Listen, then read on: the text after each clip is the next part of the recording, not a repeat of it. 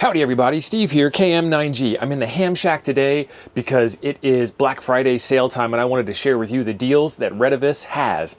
And y'all know Retevis is also Ailunce and Retekess and a couple of other different brand names, and we've got deals from all of them. I am looking through this list here on my computer screen, and we've got deals that start at 10%, we got 12, we got 13, we got 15, we got 20, we got 25.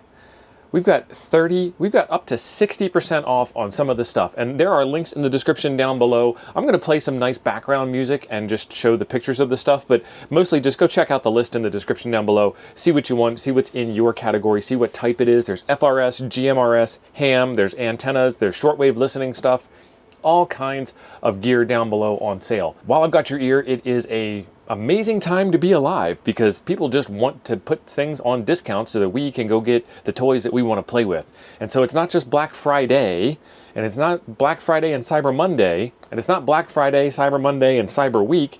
Now it's like 2 weeks. Black Friday starts on the 21st. It starts the Thursday, not the Thursday before the Friday that is Black Friday, the Thursday before the Friday that's before the Friday that's Black Friday.